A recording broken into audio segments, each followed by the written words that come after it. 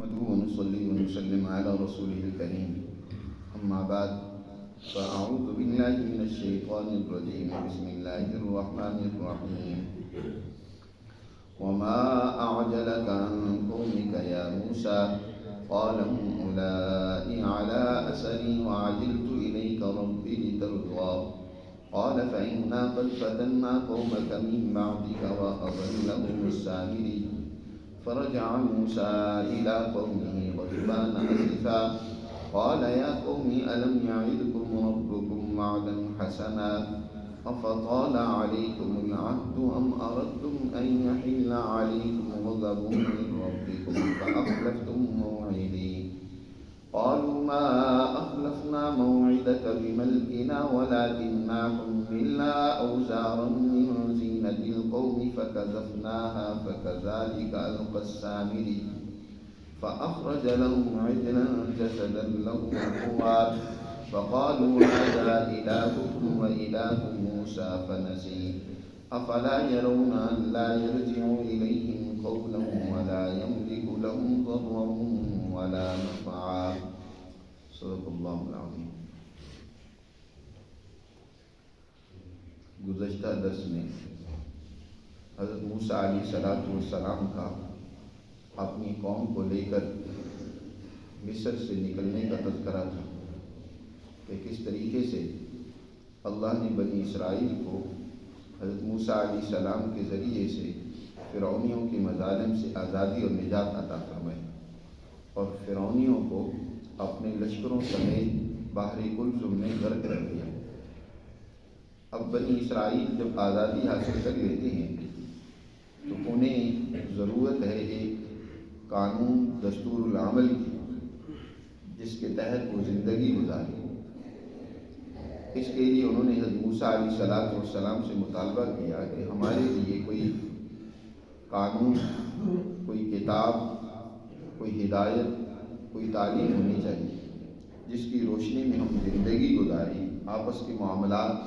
حل کریں۔ حضرت موسیٰ علیہ السلام نے اللہ سے درخواست کی اور اللہ سبحانہ و تعالی نے بنی اسرائیل کو کتاب ہدایت یعنی تورات عطا کرنے کا وعدہ فرمایا اور اس وعدے کے مطابق حضرت موسیٰ علیہ السلام کو حکم دیا کہ تم نے طور پہاڑ پر آ کر پہلے 40 دن، پہلے تو 30 دن کا فرمایا تھا کہ 30 دن کا تم نے چگلا کرنا ہے، پھر 10 دن مزید بڑھا کر 40 دن کر دیے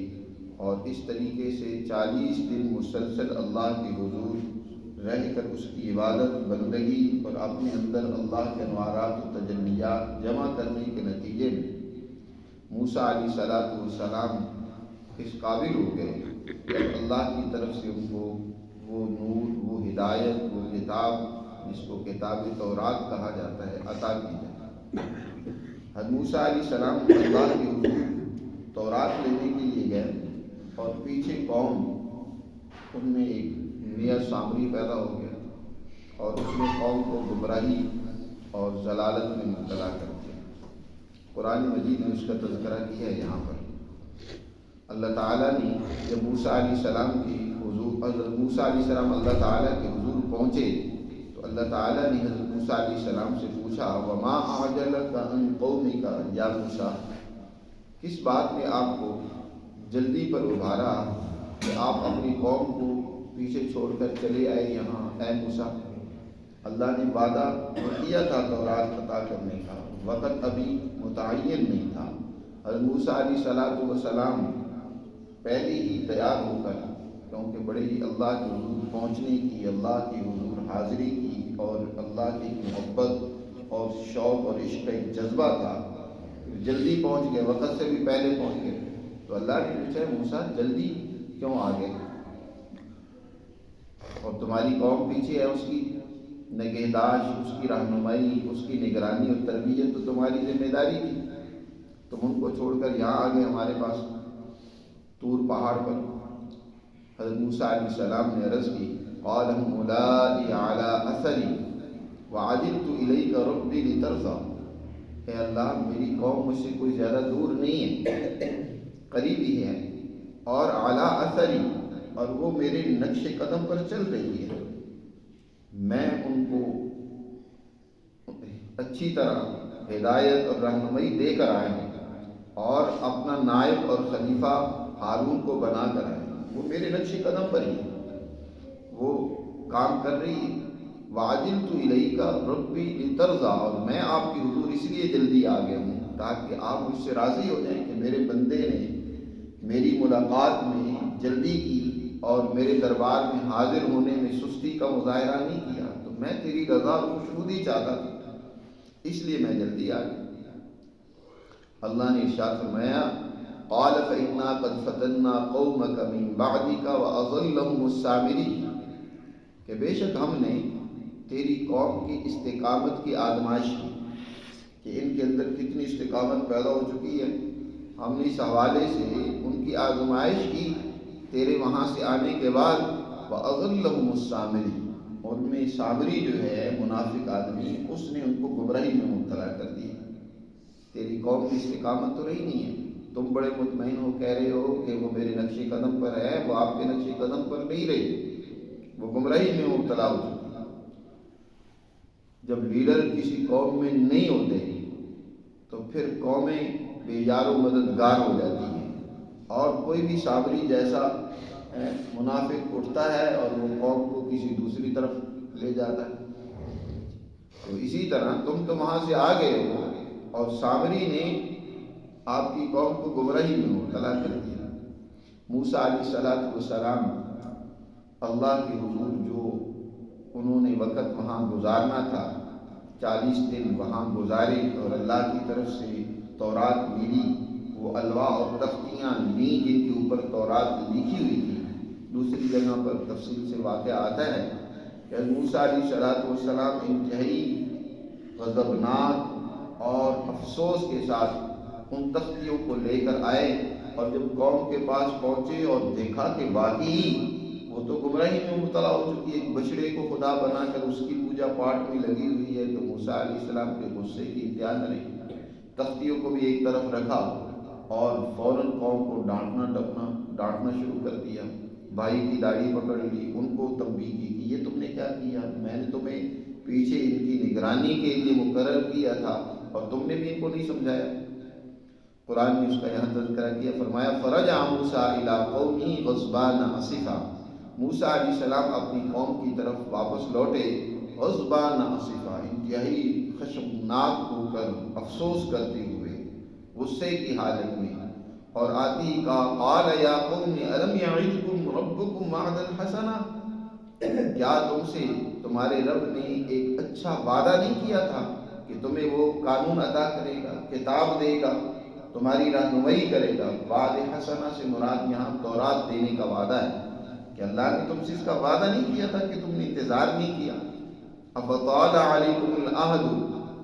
ام اردتم ان یحل علیکم غضب من ربکم، کیا کوئی لمبا وقت گزر چکا تھا، تم سے 40 دن کا بھی صبر نہیں ہوا، 1 مہینہ 1.25 مہینہ بھی تم برداشت نہیں کر سکے، اس راستے پر قائم نہیں رہ سکے جس پر میں تمہیں چھوڑ کر گیا ہوں؟ یا تمہارا مقصد یہ تھا کہ تم اپنے رب کے غضب کو حاصل کرو؟ ام اردتم ان یحل علیکم غضب من ربکم، اللہ کے غضب اور غصے کا شکار بننا چاہتے ہو تم؟ فاخلفتم موعدی، پس تم نے جو ہے مجھ سے کیے ہوئے وعدے کی خلاف ورزی کی کہ جاتے ہوئے موسیٰ علیہ السلام نے ان سے عہد لیا تھا کہ وہ میرے نقش قدم سے ہٹیں گے نہیں۔ اب قوم کو جب ڈانٹا اور ان سے پوچھا کہ تم نے یہ کیا حماقت کی، قوم نے آگے سے جواب دیا ما اخلفنا موعدک بملکنا، ہم نے یہ اپنے اختیار سے آپ کے وعدہ کی خلاف ورزی نہیں کی، اصل میں ہمیں دھوکہ دیا گیا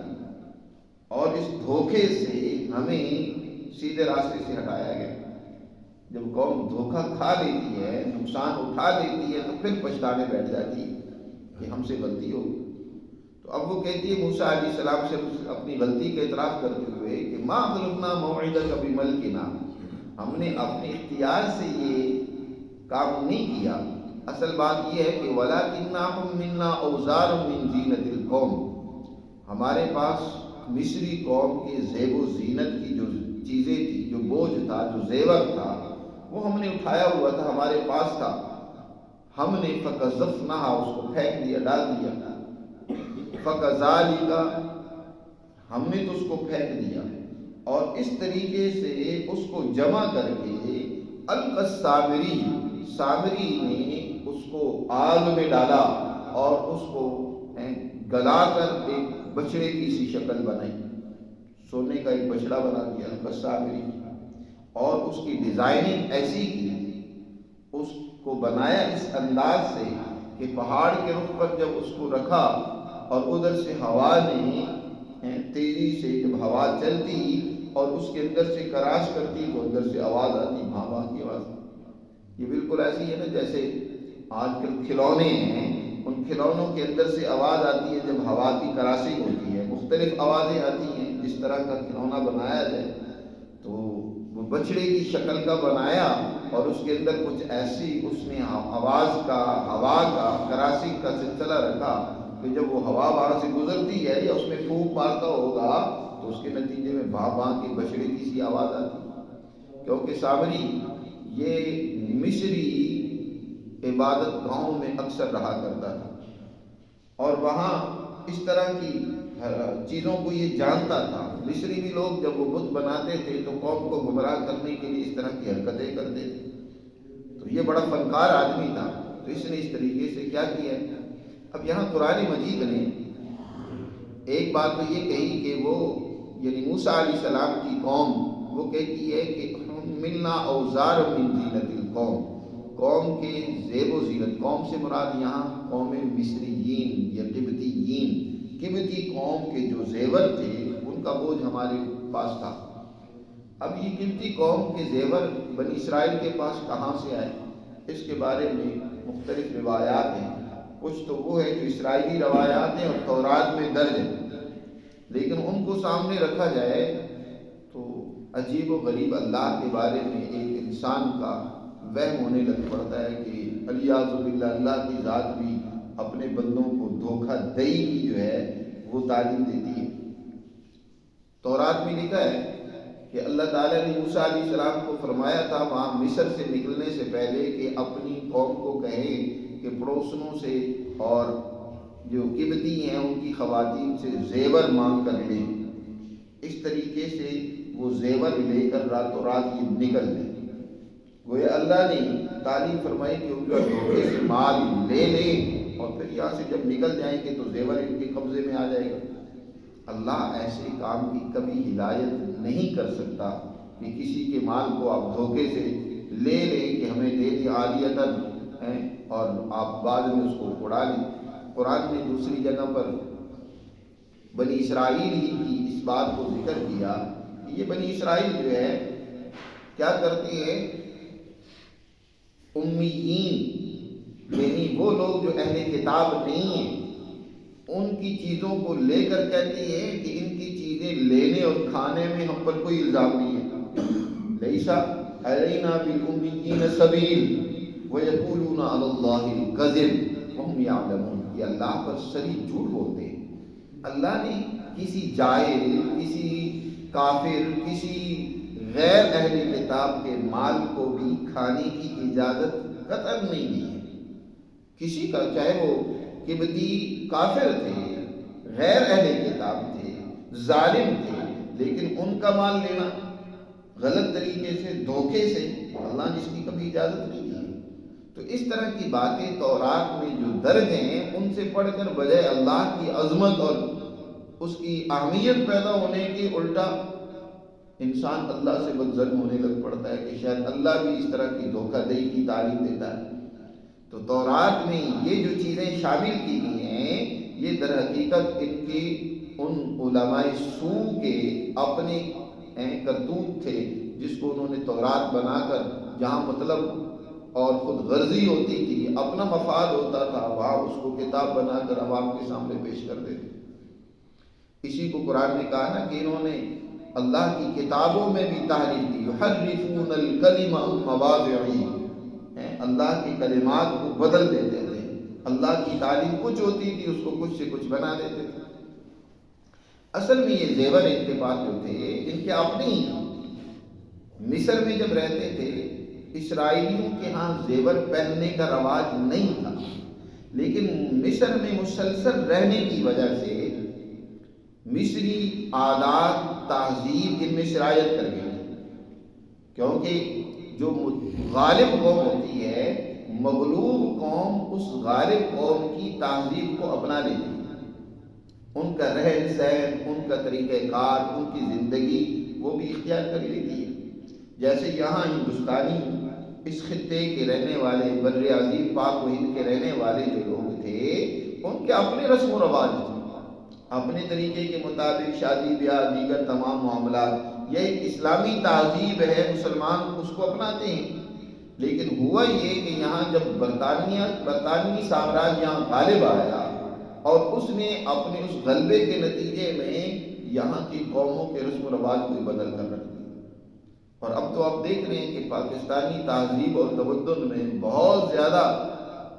انگریزی تہذیب و تمدن شامل ہو گئی ہے، اور کچھ چیزیں اسی طرح ہندوؤں سے ان میں آ گئی ہیں، ان کے جو اپنے طور طریقے تھے وہ ان سے رخصت ہوتے چلے گئے۔ تو ہمیشہ غالب قومیں وہ اپنی تہذیب کے اثرات چھوڑتی ہیں۔ جب مسلمان دنیا میں غالب آئے تو مسلمانوں نے اپنے تہذیب کے اثرات چھوڑے، یہاں تک کہ جہاں مسلمان جن ملکوں میں غالب ہوئے انہوں نے وہاں حکومتیں قائم کی، عدل قائم کیا، تو وہاں کی قوموں نے ان سے متاثر ہو کر اپنی زبانیں بھی بدل دی۔ یہ بہت سارے ممالک جو بعد میں عربی کہلائے، حالانکہ وہ اصل عرب نہیں ہیں، لیکن انہوں نے بعد میں زبان بھی وہی بولنا شروع کر دی۔ اسی طرح یہ جو بنی اسرائیل تھے ان کی خواتین بھی مصریوں سے متاثر ہو کر انہوں نے بھی زیور بنانے شروع کر دیے۔ جیسے مصری خواتین وہ زیور پہنتی تھی تو انہوں نے بھی زیور پہننی شروع کر دی۔ تو حضرت موسیٰ علیہ السلام کے سامنے وہ کہتی ہیں کہ ہم نے وہ جو زیور ان سے متاثر ہو کر جمع کر رکھے تھے، اب جب ان سے آزادی ملی، ہم اپنی ایک نئی تہذیب، اپنے ایک نئے علاقے کی طرف جا رہے ہیں، تو ہم ان سے بیزار تھے، ان کی اس تہذیب سے، تو ہم نے ان زیوروں کو پھینک دیا۔ ہم نے تو پھینک دیا، لیکن سامری نے ان زیوروں کو جمع کیا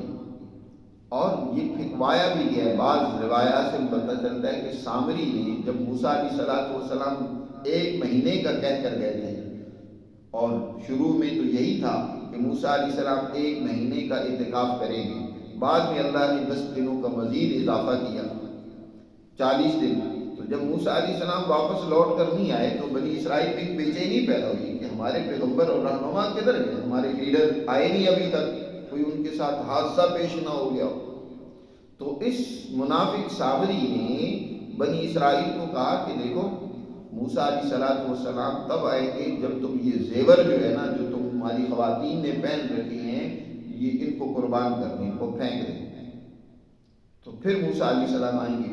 اب وہ خواتین نے تو اپنے اس پیغمبر اور رہنما کی محبت و عقیدت میں ان زیوروں کو اتار کے پھینکا، لیکن سامری اس کی تو منافقت اور تھی، وہ تو دولت جمع کر کے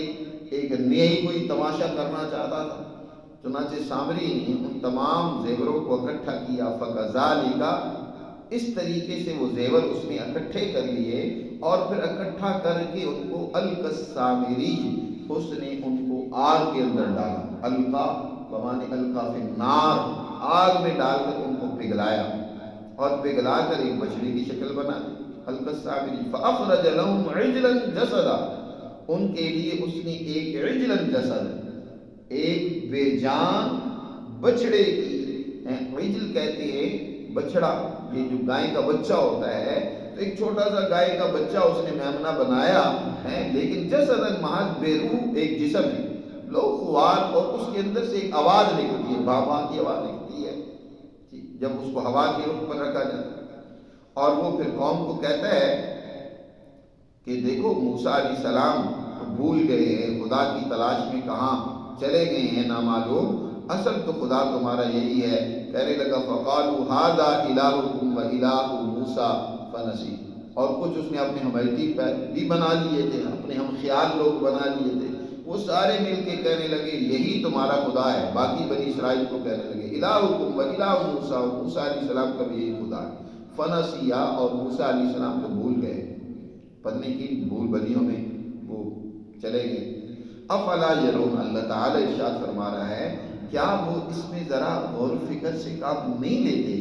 کہ یہ جو بچڑا ہے بے جان، یہ بھاں بھاں کی آواز تو اس کی آتی ہے لیکن ان کی کسی بات کا جواب نہیں دیتا۔ ان کا کیسا خدا ہے، بلاتے رہیں، بات کرتے رہیں، کوئی جواب آگے سے نہیں ملتا، بس ایک ہی آواز ہے جو اس سے اندر سے نکلی جا رہی ہے۔ افلا یرون الا یرجو الیہم قولا، کہ وہ ان کو کوئی جواب نہیں دیتا۔ ولا یملک لهم ضرا ولا نفعا، اور ان کے کسی نفع اور نقصان کا بھی مالک اور اختیار نہیں رکھتا۔ وہ تو خود ایک بے جان جسم ہے، اس کے پاس کیا اختیار ہے؟ ایسے کو خدا بنا لیا ہے جو بے جان، بے روح، اور اس کے اندر کوئی خود اختیار اور کوئی نفع اور نقصان نہیں ہے، اپنا نفع نقصان نہیں ہے اس کے پاس حاصل کرنے کے لیے، تمہیں کیا دے گا؟ تو اس طریقے سے قوم نے گمراہی اختیار کی، اور سامری جیسے ایک منافق نے اس قوم کو گمراہ کر دیا۔ موسیٰ علیہ السلام نے اب اس کے بعد اپنے بھائی ہارون سے مخاطب ہو کر ان کو ڈانٹ ڈپٹ کی، ان سے پوچھا کہ یہ کیا معاملہ ہوا، تم پیچھے تھے، میری نگرانی، میری جگہ پہ میرے نائب بن کر نگرانی تمہاری ذمہ داری تھی، تم نے یہ کیا کام کیا کہ ان کو روکا نہیں؟ تو حضرت ہارون علیہ السلام نے آگے سے جو جواب دیا اس کا اگلے رکوع میں تذکرہ ہے، اس پر انشاءاللہ آئندہ درس میں بات کریں گے۔ اللہ ہمیں سمجھ